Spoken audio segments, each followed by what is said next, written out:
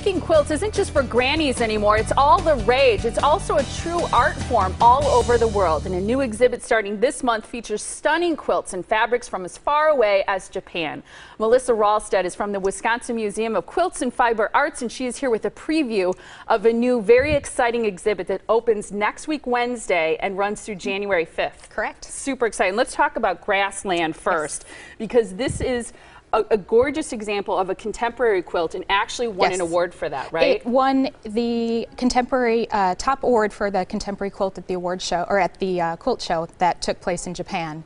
And Grassland was inspired by the grasses around Mount Aso, and the artist used Thai silks in order to kind of create that sense of color and movement that the grasses have. That one's my favorite one that you brought for today, and I read that the grasses are burned in the winter, and as the seasons change, their colors change as well, and I think that's a beautiful representation of that. It's gorgeous. The artist really did an amazing job. I mean, it's really a stunning work of art. Yeah, I think so too. Now let's talk about this one, because this is called Stars in Heaven. And again, it's the top award winner for traditional quilts. The artist in this case actually used traditional Japanese fabrics in order to, in a Chinese star pattern, and what she was trying to do was use gradations of color in order to really make all of the stars kind of sparkle and pop. I think they do too. It's incredible work of art. People can see these on exhibit starting next week. You also, as part of this extraordinary show, have two kimonos that you brought today, and these actually are going to become a permanent part of your museum, right? Your permanent collection? Yep. The two quilts have to go back to Japan, but these two kimonos will stay in Cedarburg as part of the museum's permanent collection.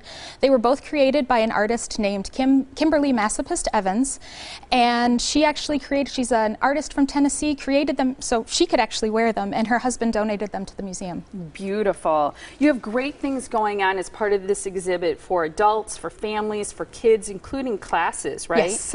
We actually have two family fun days coming up, so perfect for kids of all different ages. And some of the things they can try are traditional Japanese crafts. They can try something, kirigami, which is like origami, only they can actually do paper cutting as well. Oh, I've never heard of kirigami. Sayori, which is a freestyle braiding, calligraphy, all sorts of different things like that. We also have adult classes. One is sashiko, which is what Kimberly actually did here. It's white embroidery stitching on an indigo background. Okay. So it's actually what you see here. And another class on tamari, which are balls of thread heavily embroidered with silk to make decorative patterns.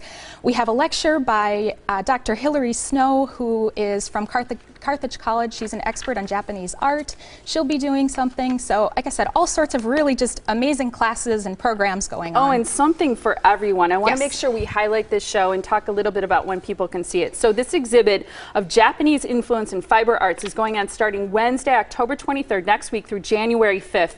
Your hours are Wednesday through Saturday, 10 to 4. Yes. Sundays, noon to 4. Right. And then by appointment Mondays and Tuesdays. That's correct. And the Wisconsin Museum of Quilts and Fiber Arts is on Portland Road in Cedarburg. Great place to go and visit all of these wonderful quilts from another place of the world. 262-546-0300 or go to wiquiltmuseum.com to find out more about the exhibit and the classes. Thank you so much. Thank you. And they do just have the opportunity to come see these quilts, the other quilts. After this, they go to one other museum in the U.S. and then they go back to Japan. So it's your last chance. Thank you so much. Great to have you, Melissa. Thank you for having me. Appreciate your time.